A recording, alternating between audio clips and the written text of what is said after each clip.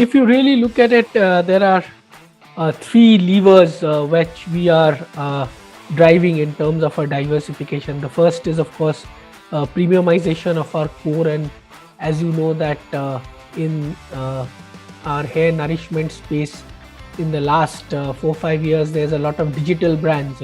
Through our acquired brands, also through our own brands, I think we are driving some of the digital initiatives. We recently launched two initiatives, like one is onion oil and Jata, which is a hair fall, which are specifically digital brands.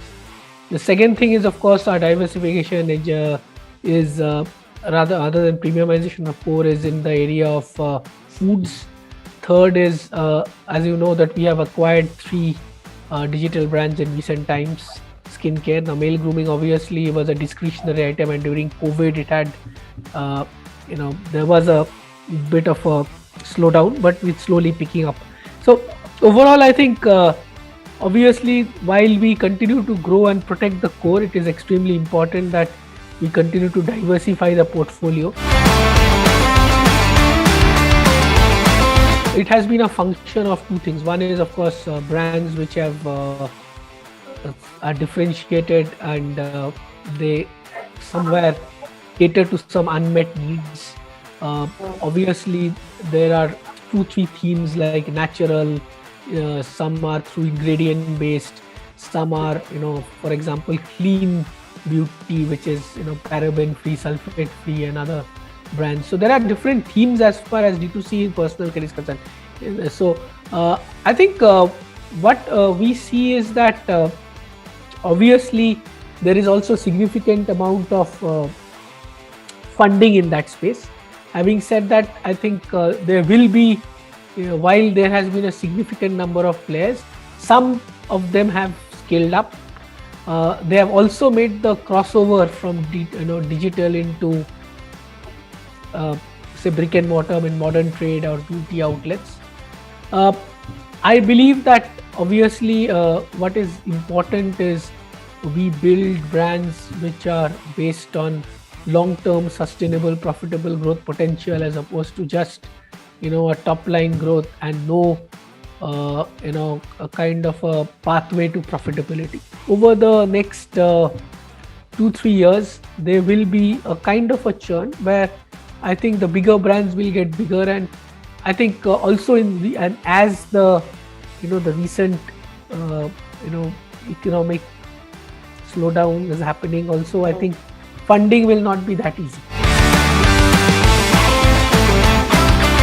One is, of course, simplification. We rationalized a lot of SKUs. There was a far more supply chain agility in terms of, obviously there's a combination of ensuring that we also maintain supply chain assurance. We tried out new distribution and logistics models during that.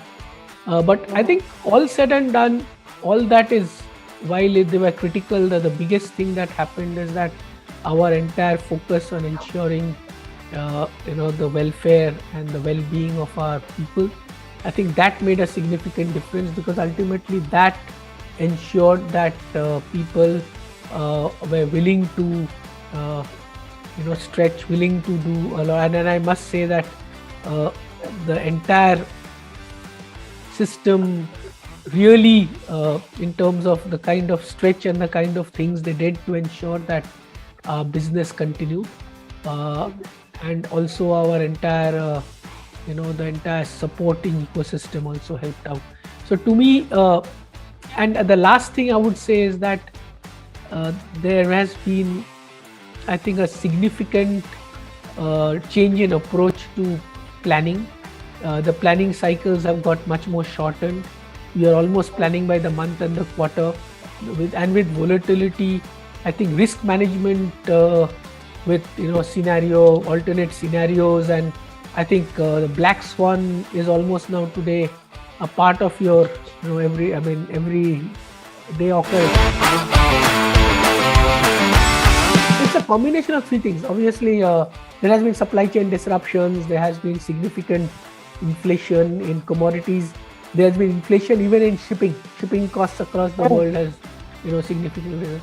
So I think there has been, that's why I said that always been a balance between managing cost, managing ensuring there is no supply chain disruption. We are also aware of the fact that, acutely aware of the fact that whenever there is high inflation, especially in food, people then tend to titrate or downtrade in FMCG.